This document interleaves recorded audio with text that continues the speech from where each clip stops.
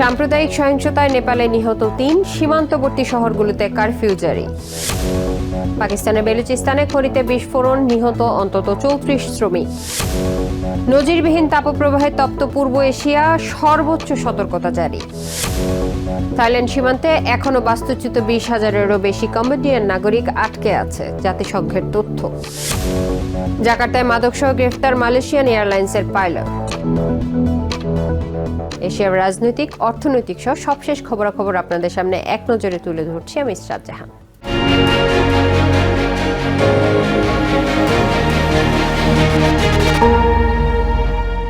সাম্প্রদায়িক সহিংসতার পর সৃষ্ট উত্তেজনা অব্যাহত থাকায় নেপালের দক্ষিণ পূর্বাঞ্চলের কয়েকটি শহরে শুক্রবারও অনির্দিষ্টকালের কারফিউ বহাল ছিল। কয়েকদিন ধরে চলা সংঘর্ষে অন্তত ৩ জন নিহত হয়েছেন বলে জানিয়েছে কর্তৃপক্ষ। ভারত সীমান্ত ঘেঁষা সুনসারি জেলার দেওয়ানগঞ্জে গত ২৬ জুলাই গভীর রাতে হিন্দু ও মুসলিম সম্প্রদায়ের মধ্যে সংঘর্ষে অন্তত ২৫ জন আহত হন। কর্মকর্তাদের দাবি, একটি হিন্দু ধর্মীয় অনুষ্ঠানে উচ্চস্বরে গান বাজানো এবং ধর্মীয় পতাকা টানানোকে কেন্দ্র করে বিরোধের জেরেই সহিংসতার সূত্রপাত। রবিবার সুনসারি জেলায় গুলিতে ২ ব্যক্তি নিহত হন। পরে বৃহস্পতিবার পাশের সিরাহা জেলায় আরও একজনের মৃত্যুর খবর পাওয়া যায়।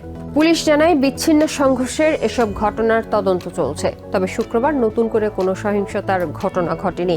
পরিস্থিতির অবনতি ঠেকাতে কয়েকটি শহরে অনির্দিষ্টকালের জন্য কারফিউ জারি রাখা হয়েছে। এই ঘটনায় নেপালের প্রধানমন্ত্রী বলেন্দ্র শাহ দেশবাসীকে শান্ত থাকার আহ্বান জানিয়েছেন। পাকিস্তানের বেলুচিস্তান প্রদেশে একটি খনি কমপ্লেক্সে ভয়াবহ বিস্ফোরণে অন্তত ৩৪ জন খনি শ্রমিক নিহত হয়েছেন। প্রাদেশিক রাজধানী কোয়েটার কাছে দুর্গম সোরাঞ্জ এলাকায় বৃহস্পতিবার এই বিস্ফোরণের ঘটনা ঘটে। প্রাদেশিক দুর্যোগ ব্যবস্থাপনা কর্তৃপক্ষ পিডিএমএ এর অপারেশন পরিচালক মোহাম্মদ ফাহাদ জানান, ধসে পড়া খনির ভেতরে আটকে থাকা আরও ২ শ্রমিককে উদ্ধারে অভিযান অব্যাহত রয়েছে। বেলুচিস্তানের খনি ও খনিজ উন্নয়ন মন্ত্রী শোয়েব নওশেরওয়ানি বলেন, বিস্ফোরণের সময় খনি কমপ্লেক্সের ধসে পড়া অংশে মোট ৩৬ জন শ্রমিক অবস্থান করছিলেন। প্রদেশের প্রধান খনি পরিদর্শক মোহাম্মদ আতিফ জানান, ভূপৃষ্ঠ থেকে প্রায় ৪,০০০ ফুট গভীরে উদ্ধার অভিযান পরিচালনা করা হচ্ছে। অঞ্চলটির জ্যেষ্ঠ সরকারি খনি কর্মকর্তা আব্দুল গনি বেলুচ বলেন, শক্তিশালী মিথেন গ্যাসের বিস্ফোরণের পাশাপাশি থাকা অন্য 2টি খনিও ক্ষতিগ্রস্ত হয়েছে। তীব্র ও নজিরবিহীন তাপপ্রবাহে বিপর্যস্ত হয়ে পড়েছে পূর্ব এশিয়ার দেশ চায়না ও সাউথ কোরিয়া। চায়নায় তাপমাত্রা ১০০.৪ ডিগ্রি ফারেনহাইট ছাড়িয়ে গেছে। গরম থেকে বাঁচতে শহরের পুরনো বিমান হামলা প্রতিরোধ কেন্দ্রে আশ্রয় নিচ্ছেন মানুষ। অপরদিকে সাউথ কোরিয়ায় আবহাওয়া পর্যবেক্ষণের ইতিহাসে সর্বোচ্চ ১০৫.৯৮ ডিগ্রি ফারেনহাইট তাপমাত্রা রেকর্ড করা হয়েছে। চরম এই প্রাকৃতিক দুর্যোগ মোকাবেলায় 2টি দেশেই জারি করা হয়েছে সর্বোচ্চ সতর্কতা। গ্রীষ্মের দাবদাহে যেন উনুনের মতো জ্বলছে পূর্ব চায়নার জেজিয়াং প্রদেশ। রাজধানী হাংচৌয়ের আবহাওয়া পারদ ১০০.৪ ডিগ্রি ফারেনহাইট ছাড়িয়ে যাওয়ায় স্বাভাবিক জীবনযাত্রা চরম ব্যাহত হচ্ছে। তীব্র এই তাপপ্রবাহের কবলে পড়ে প্রাণ বাঁচাতে শহরের মানুষ ছুটছেন মাটির নিচের পুরনো এয়ার রেইড শেল্টারে। যুদ্ধের সময় বোমা হামলা থেকে রক্ষার জন্য তৈরি এসব শীতাতপ নিয়ন্ত্রিত শেল্টারের ভেতরে তাপমাত্রা থাকছে ৮৪.২ ডিগ্রি ফারেনহাইট, যেখানে দুপুরের খাবার খাওয়া, টেবিল টেনিস খেলা, সিনেমা দেখা, এমনকি ঘুমানোর ব্যবস্থা করে দেয়া হয়েছে। হাংচৌতে বাইরে ভীষণ গরম, অথচ এই ইয়ারেড শেল্টারের ভেতরে কি যে স্বস্তি। বাইরে থাকলে আমার শ্বাস নিতে কষ্ট হচ্ছিল। তাই প্রতি বছর ১ জুলাই থেকে ৩১ আগস্ট পর্যন্ত আমি প্রতিদিন সকাল ৮টা থেকে বিকাল ৫টা পর্যন্ত এখানে এসে সময় কাটাই। বাইরে হাঁটলে প্রতিটা কদম ফেলার সাথে সাথে শরীর ঘেমে ভিজে যায়। তাই বাইরে বের হতে হলে মিনি ফ্যান আর ঠান্ডা থাকার পর্যাপ্ত সরঞ্জাম সাথে রাখা খুব জরুরি। আমরা তাড়াহুড়ো করে বের হতে গিয়ে মিনি ফ্যান আনতে ভুলে গেছি। আবহাওয়াবিদরা বলছেন, বিষুবীয় প্যাসিফিক মহাসাগরের জলবায়ু পরিবর্তনজনিত অস্বাভাবিক উষ্ণ পরিস্থিতি, যা এল নিনো নামে পরিচিত, তারই প্রভাবে এবছর চায়না জুড়ে এমন চরম ভাবাপন্ন আবহাওয়া দেখা দিয়েছে। তবে সীমানা পেরিয়ে তাপমাত্রার পারদ আরও ভয়াবহ রূপ নিয়েছে প্রতিবেশী সাউথ কোরিয়ায়।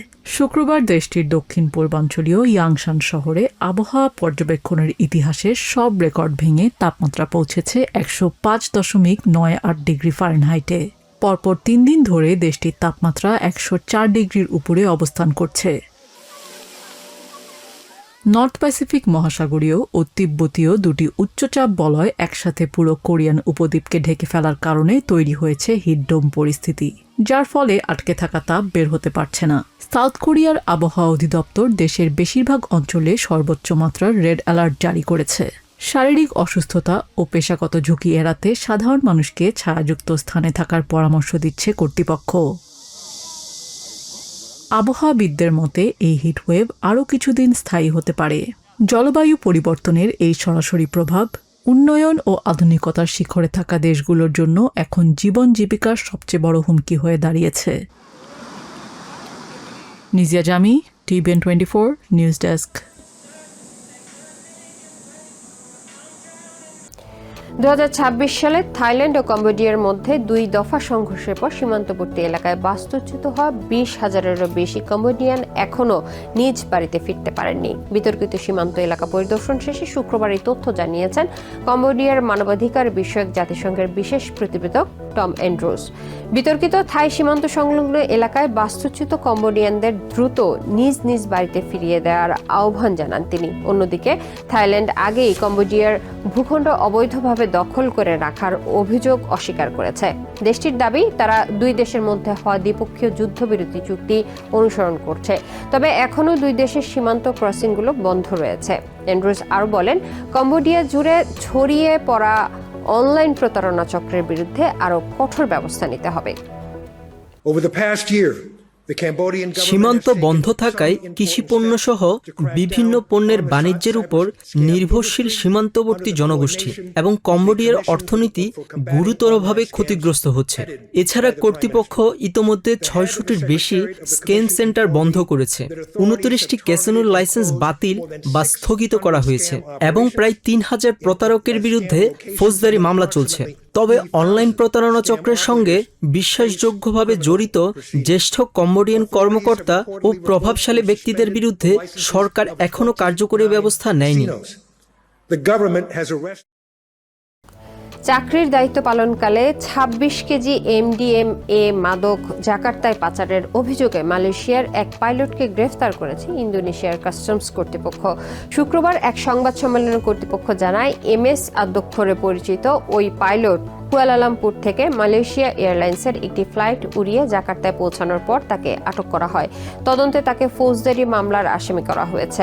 কাস্টমসের দাবি, অজ্ঞাত এক ব্যক্তির অনুরোধে তিনি একটি সুটকেসে করে 26 কেজি MDMA জাকার্তায় নিয়ে আসেন। এর বিনিময়ে তাকে প্রায় $12,240 দেওয়ার প্রতিশ্রুতি দেওয়া হয়েছিল। শারীরিক পরীক্ষায় দেখা গেছে তিনি নিজেও মাদকাসক্ত। তদন্ত চলমান থাকায় মালয়েশিয়া এয়ারলাইন্স এই বিষয়ে কোনো মন্তব্য করেনি। তবে প্রতিষ্ঠানটি কোনো ধরনের অসদাচরণকে প্রশ্রয় দেয় না এবং ইতিমধ্যে অভ্যন্তরীণ তদন্ত শুরু করেছে। একই সঙ্গে তারা সংশ্লিষ্ট কর্তৃপক্ষকে পূর্ণ সহযোগিতার আশ্বাস দিয়েছে।